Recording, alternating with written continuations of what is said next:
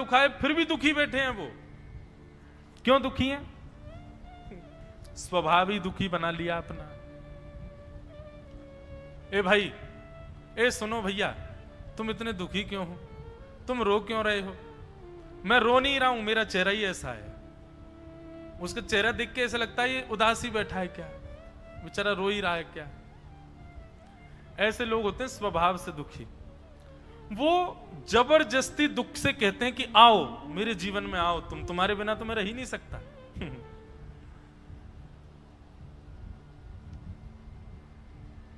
क्यों उदास हो भैया? बोले आज प्रसादी पाई थी, दाल में नमक कम था, सुबह से भूखा था मैं, भोजन करने बैठा, दाल में स्वाद ही नहीं आया, और इसी बात से दुखी हो गए महाराज। किसी ने जाकर के रसोईया महाराज जी से कह दिया, बोले कल बढ़िया भोजन बनाना, वो बेचारे बड़े दुखी हो रहे, तुमने नमक नहीं डाला दाल में। अगले दिन उन्होंने बढ़िया प्रेम पूर्वक बनाया, अच्छे से सब कुछ देख के कि भाई नमक वमक ठीक पड़े। दूसरे दिन उन्होंने फिर से पाया, पाने के बाद कल वाले व्यक्ति ने फिर पूछा, हाँ भाई आज ठीक था सब, लेकिन वो फिर से नाराज हो गए, फिर से उदास हो गए। बोले आज भी ठीक नहीं था, कि आज क्यों नाराज हो रहे? नहीं, आज सब्जी बढ़िया बनी थी, दाल बढ़िया बनी थी, चावल भी बढ़िया थे, पकवान भी अच्छे थे, सब कुछ बढ़िया था, तो फिर उदास क्यों भैया? आज क्यों दुखी हो? मैं इस बात से दुखी हूं कि रसोईया अच्छा बनाना जानता, फिर इसने कल क्यों बिगाड़ा था? कल इसने गड़बड़ी क्यों की? जब इसको अच्छा बनाना आता था तो कल क्यों बिगाड़ा? उस बात से आज फिर दुखी हो गए। परसों भी उसी बात से लेके दुखी बैठे हैं कि परसों ऐसा क्यों हुआ। ऐसे लोगों को कहते स्वभाव से दुखी। और भैया ये स्वभाव से दुखी जो लोग हैं ना, इनको ना तो कथा प्रसन्न कर सकती है, इनको ना तो सत्संग प्रसन्न कर सकता है, इनको ना किसी व्यक्ति का संग प्रसन्न कर, ये कभी प्रसन्न नहीं हो सकते। ये चार प्रकार के दुखों में दो लोग तो सुखी हो सकते हैं और दो लोग कभी सुखी नहीं हो सकते। पहला स्वभाव से दुखी व्यक्ति, और दूसरा दूसरे के सुख से दुखी व्यक्ति। चौथे दुख का कारण क्या है? दूसरे के सुख से जो दुखी है उसको कोई सुखी नहीं कर सकता। इसी को कहते हैं मात्सर्य। धर्म ने ये चार दुख के कारण बताए, लेकिन अब मेरी एक बात सुनिए, जो हम लोग कर्म की गति पर बात कर रहे थे, कई बार बंधुओं देखो, भजन बल आपके प्रारब्धों को भुगवाता है, नष्ट कम करता है, पर हां मैं अपनी कथा में कहा करता हूं कि भजन और भक्ति क्या है? एनेस्थीसिया का इंजेक्शन है। एनेस्थीसिया का इंजेक्शन मतलब ऑपरेशन करने से पहले डॉक्टर लगा देगा, सुन्न पड़ जाओगे, आपको काटा तो जाएगा, रक्त तो निकलेगा, ऑपरेशन तो होगा, लेकिन आपको दर्द नहीं होगा। ठीक वैसे ही ये कथा, भक्ति, भागवत आदि भजन, ये सब क्या है? आपके कर्म के प्रारब्धों को भुगवाते हैं, और पूर्व के भी जो कर्म हो वो भी भुगवा देते हैं आपसे। पर जब आप भक्ति भागीरथी के आश्रय में आ जाते हैं तो आपको पीड़ा कम होती है, आप प्रसन्नता से उसको सहन कर लेते हैं, सह लेते हैं, उससे फिर आप व्यथित नहीं होते, विचलित नहीं होते। इसलिए भजन बल यदि आपका है, जप करते हैं, नाम जप करते हैं, गुरु आज्ञा मानते हैं, कथा आदि सुनते हैं, और कथा में सुनी गई भावों को चित्त में उतार करके जीवन में उनका आगमन कराते हैं, तो निश्चित है जो कर्म से मिलने वाला जो फल है वो कहीं ना कहीं विशाल पर्वत की जगह सूक्ष्म हो जाता है। तो दुख के चार कारण सदैव याद रखना: काल, कर्म, स्वभाव और दूसरे का सुख। ये धर्म प्रवचन कर रहे हैं राजा परीक्षित को, और प्रवचन करने के बाद कहते हैं कि राजन, व्यक्ति के दुख के ये चार कारण होते हैं, बाकी तुम तो बड़े ज्ञानी हो, तुम सब जानते हो, हमें दुख कौन दे रहा है ये हम बताएंगे नहीं, क्योंकि हम धर्म हैं। और धार्मिक व्यक्ति का स्वभाव होता है वो प्रस्तुत तो करता है बात को, पर किसी की चुगली नहीं करता, शिकायत नहीं करता। हां, जो स्थिति है उसका प्रतिपादन तो करेगा कि ऐसे ऐसे स्थिति है, पर किसी की शिकायत का भाव ये धार्मिक व्यक्ति का स्वभाव नहीं होता। तो धर्म ने कहा हम बताएंगे नहीं कि हमको कष्ट कौन दे रहा है, पर आप हमारी स्थिति से और यहाँ के वातावरण से पूर्ण रूपेण अवगत हैं राजन परीक्षित। कौन कष्ट दे रहा है आप अपनी बुद्धि से विचार करो। राजा परीक्षित तुरंत तलवार लेकर के और उस काले व्यक्ति के पास गए और जाकर के उसके ऊपर जैसे ही तलवार का प्रहार करने लगे, चरण पकड़ लिए, बोले महाराज मुझे मत मारो। बोले अपना नाम बताओ, कौन हो तुम? बोले मैं कलयुग, मेरा नाम कलयुग है। कलयुग का नाम सुनते ही राजा परीक्षित बोले मेरे राज शासन को छोड़ करके जाओ। तुम यहां कब आ गए? तुम्हारा आगमन कब हुआ? बोले जिस दिन धर्म स्थापित करने वाले श्री कृष्ण गए उसी दिन मेरा आगमन हो गया। जिस दिन आपकी मातृ गर्भ में रक्षा करने वाले भगवान श्री कृष्ण का जाना हुआ है मेरा आगमन हुआ है, उनके जाते ही मैं आ गया। मतलब चित्त में जब तक श्री कृष्ण है तब तक कलयुग आपके ऊपर आक्रमण नहीं कर सकता। जिस दिन श्री कृष्ण चले गए कलयुग का आक्रमण होगा, निश्चित होगा। और यदि आप ऐसा मानते हो कि आपके चित्त में श्री कृष्ण है और फिर भी कलयुग का आक्रमण है, तो फिर वो श्री कृष्ण नहीं है। आपने भ्रांति पाल रखी है कि आपके चित्त में श्री कृष्ण है। यदि श्री कृष्ण होंगे तो कलयुग अपना, हां बाहर से आक्रमण खूब करेगा, आक्रमण तो खूब करेगा, लेकिन आपके भीतर प्रवेश नहीं कर पाएगा। कलयुग बंधुओं इतना भयावह है, वो सीधे आक्रमण आपके मन और आपकी बुद्धि पर करेगा। और ये मन और बुद्धि जैसे ही विकार युक्त होते हैं सब नष्ट हो जाता है उसी समय। इसलिए भगवत भजन रूपी एक वैक्सीन है, इसको ले लीजिए और सदा इसकी ओवरडोज लेते रहा कीजिए, ताकि कलयुग रूपी वायरस जो बाहर घूम रहा है ये आपको छेड़ ना सके, आपके भीतर प्रविष्ट हो ना सके। कलयुग ने कहा जिस दिन श्री कृष्ण गए उसी दिन मेरा आगमन हो गया। बोले अच्छा, लेकिन मैं यहां का एक छत्र सम्राट हूं, मेरी आज्ञा के बिना तुम रह नहीं सकते यहां पर, इसलिए मैं आज्ञा देता हूं मेरे राज्य को छोड़ करके चले जाओ। कलयुग बोला भगवान आप ब्रह्मा की बनाई हुई गति को निष्कासित नहीं कर सकते। सतयुग के बाद त्रेता, त्रेता के बाद द्वापर, द्वापर के बाद मेरा आना, यह ब्रह्मा का निर्धारित कर्म है। आप उसके विपरीत जाएंगे तो आप भी अधर्मी हो जाएंगे, इसलिए मुझे स्वीकार तो करना पड़ेगा आपको। कलयुग। राजा परीक्षित सोचने लगे क्या करूं। तब कलयुग ने ही अपनी तरफ से कहा कि एक काम कीजिए भगवान, मुझे कुछ स्थान दे दीजिए और मैं वचनबद्ध होकर आपसे कहता हूं,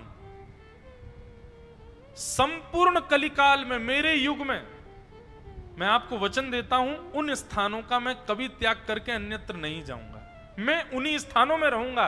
और आप देखिएगा विडंबना ये रहेगी आपके इस कलयुग में कि मैं कहीं नहीं जाऊंगा, लेकिन आप जहां मुझे अवस्थित करेंगे इंसान अपने आप वहीं आएगा, अपने आप मुझको आकर के अपने हृदय से लगाएगा। सबसे भयावह राक्षस बंधुओं, सतयुग त्रेता द्वापर में तो राक्षस अलग से होते हैं, पर कलयुग तो युग ही राक्षस है। यहां तो दिख रहा होगा कोई धर्मात्मा, लेकिन भीतर उसके कली बैठा है। बहुत खतरनाक है कलयुग। कलयुग ने कहा आप मुझे स्थान दे दीजिए और जितने कम से कम स्थान दे सको उतना विचार कीजिएगा, लेकिन मैं फिर भी वचनबद्ध होकर कहता हूं मैं अपना स्थान नहीं छोड़ूंगा। आप संसार के जीवात्मा ही स्वयं चल करके मेरे पास आएंगे। राजा परीक्षित ने 4 स्थान प्रदान किए, द्यूतम पानम स्त्रियः सूना। कलयुग मैं तुमको 4 स्थान प्रदान करता हूं। सबसे पहला स्थान द्यूतम, तुम जुए में रहोगे। जहां कहीं भी लक्ष्मी को दांव पर लगाया जाएगा या फिर लक्ष्मी को गिरवी रखा जाएगा, वहां उस व्यक्ति के मस्तिष्क में तुम्हारा निवास होगा। द्यूतम, जुए में तुम्हारा निवास होगा। बंधुओं, मैं कथा में अपनी एक बात कहा करता हूं, ये जो शर्त लगाते हैं ना हम लोग, ये भी जुआ होता है। लेकिन बस प्रयास कीजिए कि वहां धन का प्रयोग मत कीजिए। जैसे मुझे कल एक सुंदर भाव पता चला कि हमारे महाराज जी कभी किसी के साथ खेल खेलते हैं तो उससे एक शर्त लगाते हैं, लेकिन शर्तें बड़ी बढ़िया होती हैं। क्या? अगर तुम हार गए 108 प्रदक्षिणा करनी पड़ेगी दत्त भगवान की। अगर तुम हार गए इतने दिन के लिए मौन होना पड़ेगा। एक भैया बता रहे, बोले मैं हार गया था महाराज जी, मुझको तो पुरुषण करना पड़ा पूरा गायत्री का। वो दाव पे क्या लगाया? बोले यदि तुम हारे तो गायत्री पुरुषण करना पड़ेगा, 24 लाख जाप करने पड़ेंगे। अगर ऐसी शर्त लगाई जाए तो वो कोई भी खेल हो, आप जब दत्त धाम में बैठे हो तो यहां यही शर्त लगा लो। जैसे हमने पहले दिन कहा तो था, लेकिन पालन किसी ने किया नहीं। जिसको ज्यादा नंबर आए, कल से जिसके ज्यादा नंबर, वो उतनी डुबकी लगानी है उसको गंगा जी में। उतनी बार उसको कूदना है गंगा जी में। ऐसी शर्तें लगाओ। ठाकुर जी के प्रसाद पानी की शर्त लगा लो, परिक्रमा करने की शर्त लगा लो, गंगा स्नान की शर्त लगा लो, नाम जप की शर्त लगा लो, ठाकुर जी की सेवा की शर्त लगा लो, संतों को प्रणाम की शर्त लगा लो, स्तोत्र याद करके सुनाने की शर्त लगा। ये सारी शर्तें अच्छी। जैसे ही आप लक्ष्मी का प्रयोग करोगे, आपने लक्ष्मी लगाई कि वह खेल तामसी हो जाएगा, उसमें कलयुग पूर्ण रूपेण साक्षात आके बैठ जाएगा। इसलिए कलयुग का पहला स्थान द्यूतम, कलयुग का दूसरा स्थान पानम, मदिरा पान, भक्ष भक्ष सेवन। और एक बात कहते हैं बंधुओं, बिना ठाकुर जी के भोग लगी किसी भी वस्तु का पान यदि आप करोगे, उसमें कलयुग का निवास है। अब अभी तक तो मैं थोड़ा इसमें छूट देता था लोगों को कि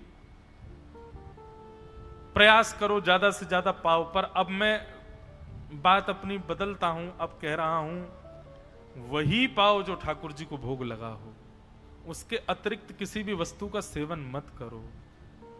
अगर आप पूर्ण वैष्णव हो तो आपके जीवन में, आपके चित्त में, आपकी जिह्वा पर कोई भी ऐसी वस्तु नहीं आनी चाहिए जो भगवत संबंधी ना हो।